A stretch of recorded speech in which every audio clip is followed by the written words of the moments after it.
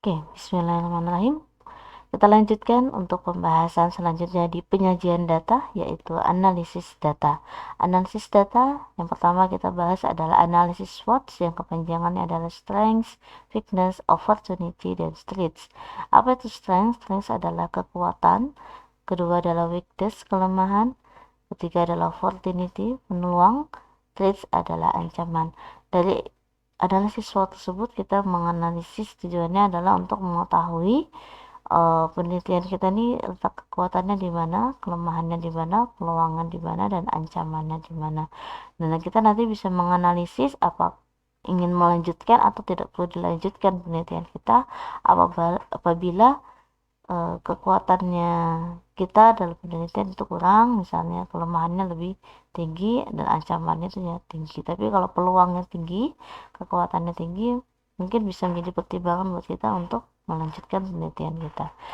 Contoh dari studi kasus di sini adalah judulnya algoritma pathfinding Aster pada game RPG tanaman genis.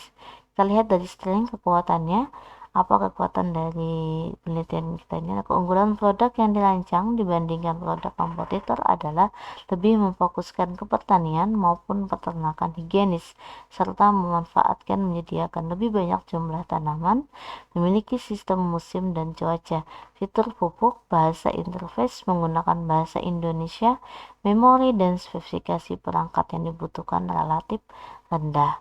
Weakness, game yang akan dirancang apabila dibandingkan dengan produk kompetitor adalah luas area dalam game terbatas, ditujukan untuk menghemat memori game. Weakness kelemahannya. Di game yang akan dirancang apabila dibandingkan dengan produk kompetitor adalah luas area dalam game terbatas. Jadi dia kelemahan dari game tersebut adalah game itu terbatas, ditunjukkan untuk menghemat memori game. Opportunity, peluang dari judul ini adalah peluang produk game adalah jumlah game flash yang visual 3 dimensi masih sedikit dan terus berkembang, sehingga menjadi peluang yang besar pada saat game dipublikasikan.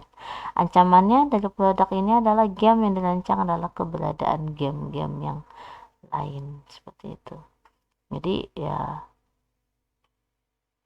ancamannya adalah produk game serupa seperti itu ya. Next, analisis pieces itu ada performance, information, efisiensi, kontrol, ekonomi, dan service. Performance ini adalah performanya, informasi yang diberikan, efisiensi, apakah ini efisien atau tidak, controllingnya, apakah cukup bagus atau tidak dari segi ekonomi dan pelayanan. Kita bisa lihat di sini ada contoh studi kasus, judul perancangan pembuatan animasi 2D kerusakan lingkungan dengan teknik masking. Yang pertama adalah performance, kinerja.